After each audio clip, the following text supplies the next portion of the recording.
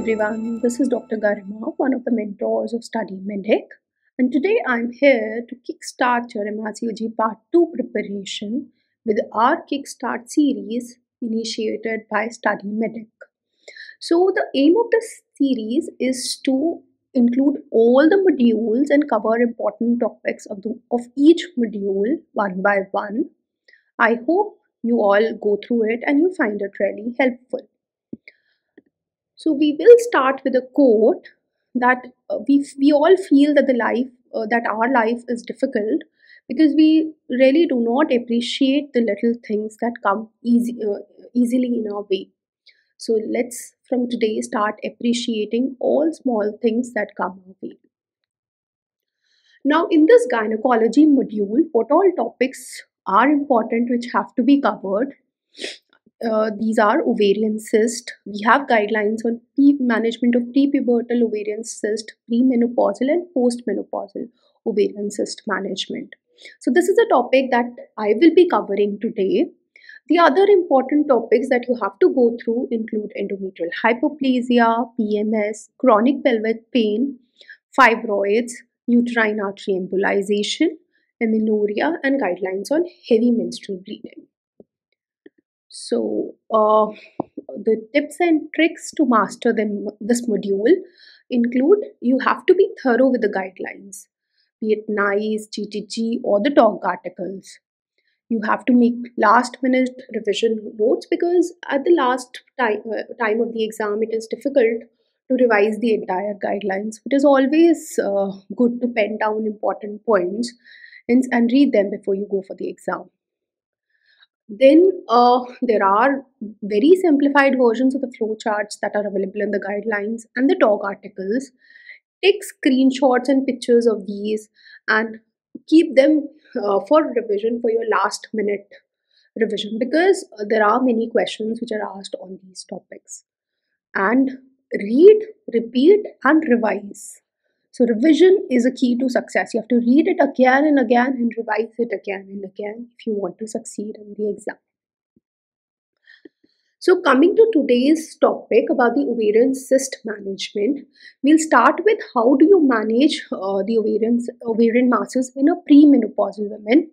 We'll be covering GTG guideline here. So again, management of premenopausal cysts. So it's an important exam tested question. It has been asked in SPAs and EMQs. They give you a cyst of particular size, and they tell you that the patient is like 25, 30 years of age. Then how will you manage? So it is it would be simple if you go through the table.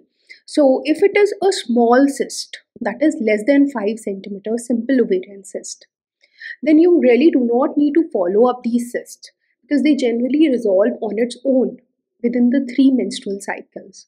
So you just leave them like that. You need not do anything and they do not even require the follow-up. Then if the size is bigger, that is between 5 and 7 centimeter, you have to follow these patients on the annual basis. And if it is more than equal to 7 centimeter, then since it's premenopausal young females, so you do not you counsel the patient about both options. Either they can first go for MRI to figure out what it is, or they can directly go for surgery as well. So it will be on the discretion of the patient.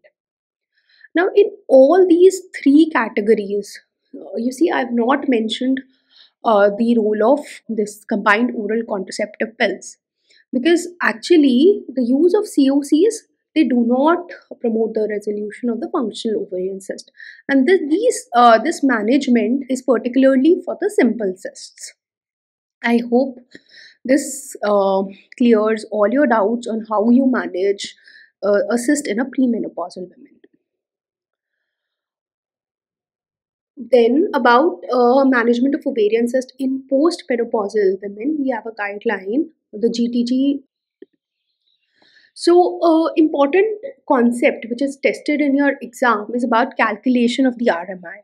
Like this patient, she is a 64-year postmenopausal lady with a 4 centimeter right ovarian cyst, and there are on ultrasound features of the cyst being multiloculated, and there is a presence of solid area, no free fluid, and CA125 is 50. So how do you calculate the RMI? So usually the most commonly used RMI score, we have RMI 1 to 4. The most common one which we use is RMI 1. And how you calculate is you take the ultrasound feature, you take menopausal status and CA125 and multiply both of these. Menopausal status, if she's premenopausal, she's characterized as 1, and if she's postmenopausal, it is 3. Ultrasound score, so there are 5 things that you have to consider, whether it is multilocular, solids areas, metastasis, ascites, bilaterality. If none of these ultrasound feature is there, then the score is 0. If one feature is there, score is 1, and if 2 to 5 features are there, score is 3. So maximum U and maximum M could be 3 only, and CA125 you get a value in international units per ml, and you multiply these 3 and you get a particular number. So that is the RMI score. Now coming back to our question, so she is a postmenopausal woman. So the score is 3, and there are 2 ultrasound features, like there is a solid area and it is a multiloculated lesion, and her CA125 is 50. So her U score is 3, menopausal score is 3, and CA125 is 50. So if you multiply these, you get the answer as 450. This is how you calculate the RMI score. Okay.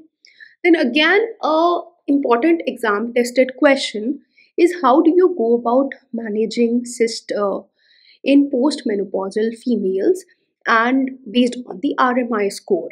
So like in this patient, she's a postmenopausal female and her RMI is 450. So either they can give you a RMI or they can give you the features which you have to calculate. And now how do you go about managing the postmenopausal patients based on the RMI? So you can remember the simplified flow chart which is from the guideline. So what you see, like postmenopausal cyst in a postmenopausal female, when do you have to actually further think about the management? Only if the cyst is more than 1 centimeter. If it is like they mention about 7 mm cyst, 8 mm cyst, then you really don't have to do anything about it. The first thing is you have to see whether it is more than 1 centimeter or not.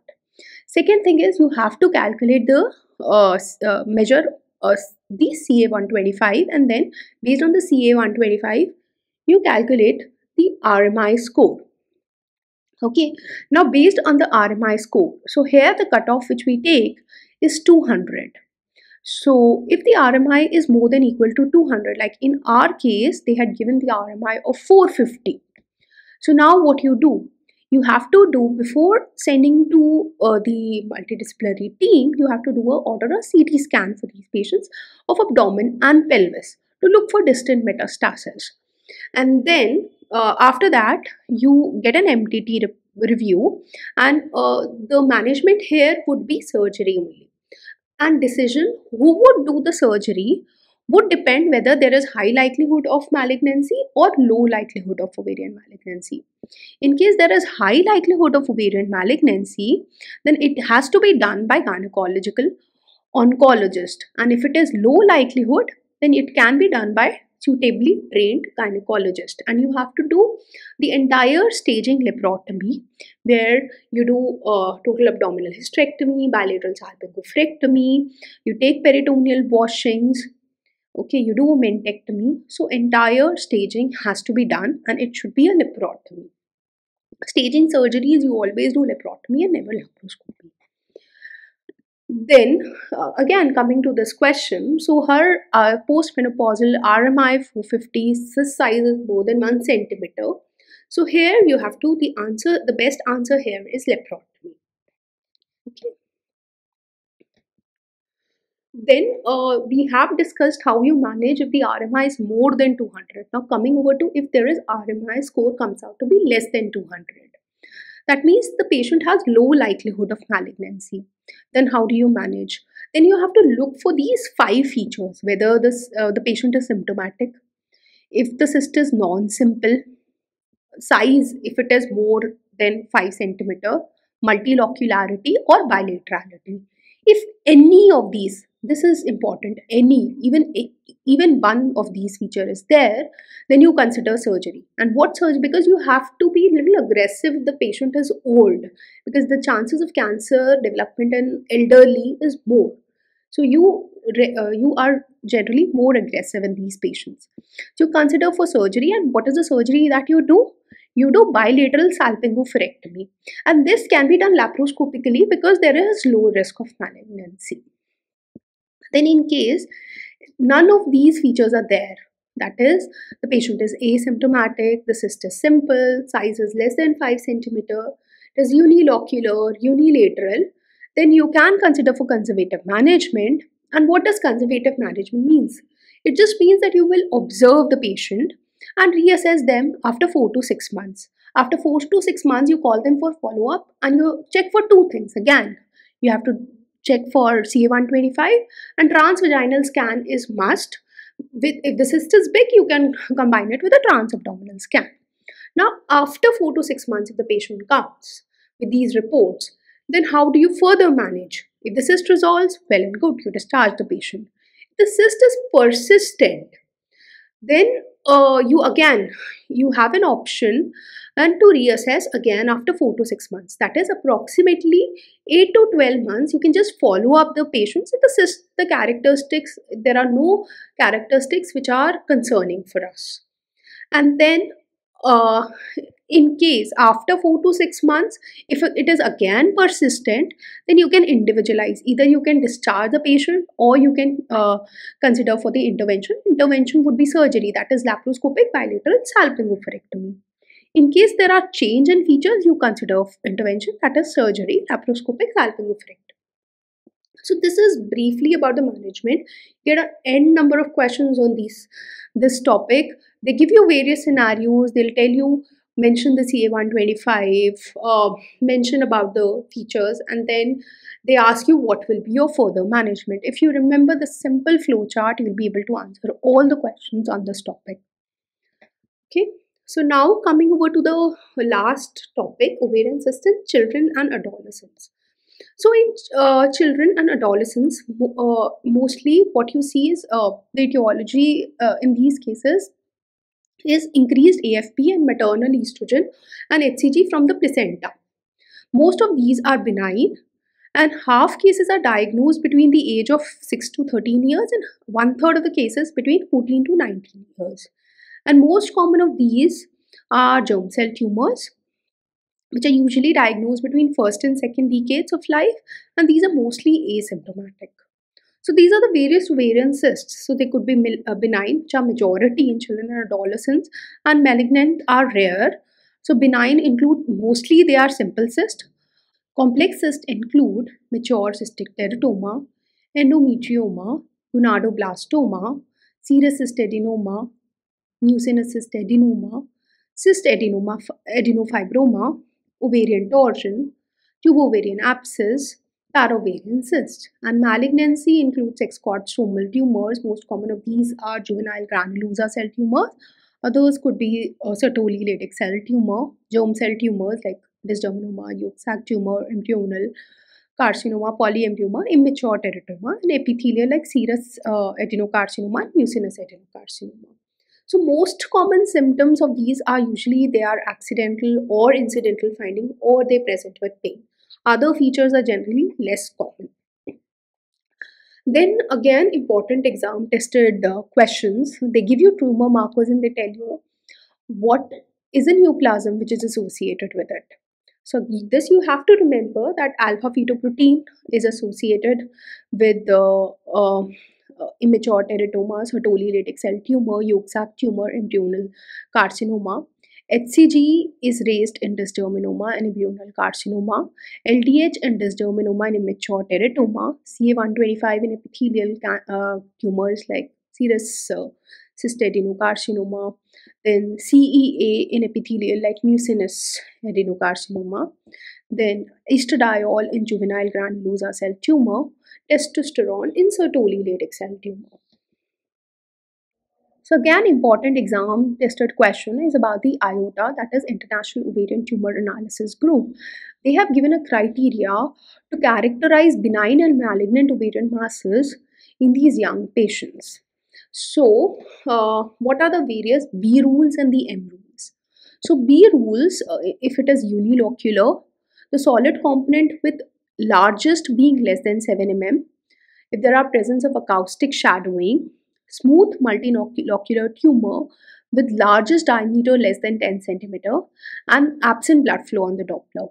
M rules include if they are irregular solid tumors, there are ascites, papillary structures at least 4, irregular multilocular solid tumor with the largest diameter more than 10 cm and very strong blood flow. So coming back to this question, so they have asked that which of these doesn't belong to the M rules, or in the other words, which of these are characterized by benign. So ascites is included in M rules. At least 4 papillary structures, again it's a malignant criteria. Irregular solid tumor is again a malignant criteria. Acoustic shadowing, it is a benign criteria. So here the answer is D. Strong blood flow is again a malignant criteria. Okay, so this is how you characterize based on the IOTA classification. Now, how do you manage? Coming over to about the management of the cysts in these adolescents and young patients. So, the management depends on whether it is simple or complex cyst. So, first covering about the simple cyst. Again, an important flow chart. So you see whether the patient, first you see what are the symptoms that the patient is presenting. The patient is asymptomatic, or there is pain in the abdomen, menstrual problems, precocious puberty, then you do not do transvaginal scans in these patients. Otherwise, in premenopausal and postmenopausal, the investigation of choice was transvaginal. However, in these children and adolescents who are not sexually active, you preferably do transabdominal scans because transvaginal scans are not advisable in them. Okay, then you see if it is a simple cyst, then based on the size of the cyst you manage further. If it is, and one thing you have to remember in these children and adolescents, that you have to be less aggressive about in them. You, as far as possible, you avoid surgery and your treatment is just limited to the follow-up. So this is what you will see in the management part. So if it is 3 to 5 centimeter, then you just follow up, rescan in 3 months for 3 months for reassurance, and you can ask them to review in the pediatric and adolescent gynae clinic. If it is simple cyst 5 to 7 centimeter and the patient is asymptomatic, again you can rescan in 3 centimeter. If it is resolved, you just discharge the patient. In case it is symptomatic, or if it is 5 to 7 centimeter and the patient it is persistent even after 3 months, then you have to order for the tumor markers and consider for MRI. Okay, and based on that you plan for the management.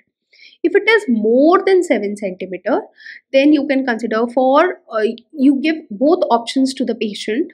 As I told you, you have to be less aggressive in these patients. You either give them option of going directly for laparoscopic ovarian cystectomy, or they can also follow up after 3 months in case they are asymptomatic. So this was about the management of simple cysts. Now, if it is a complex cyst, then what will you do? You have to do tumor markers. What all tumor markers will you order? You'll order AFP, HCG, LDH, CA125, and if required, MRI. Then, based on these findings, if there is suspicion of cancer, you have to refer them to Gynaecology and Oncology MDT. In case there is no suspicion of cancer, then but the patient is symptomatic, size is more than 5 centimeter, then you can consider for laparoscopic cystectomy. And all the children and young girls should be followed up after surgery to discuss the findings and the implications on the future fertility options. So this was about the management of complex cyst. Now, in case The patient presents with acute abdominal emergency. Then you see whether there is suspicion of torsion. You do imaging, which should be available within 4 hours. Why? Because there is chance, in case there is torsion, because of the compromised blood flow, there is chance of losing the ovary. So you have to get the imaging within 4 hours and plan for laparoscopic surgery. Where possible, you have to spare the ovary, and you can request on-call gynecologist for the input. So this was all about today's topic on the management of ovarian cyst in various age group patients. And for more information on this topic, you can join our study groups. And do not forget to subscribe to our channel. And in case you have any questions, please do write in the comment section. Thank you so much for your time.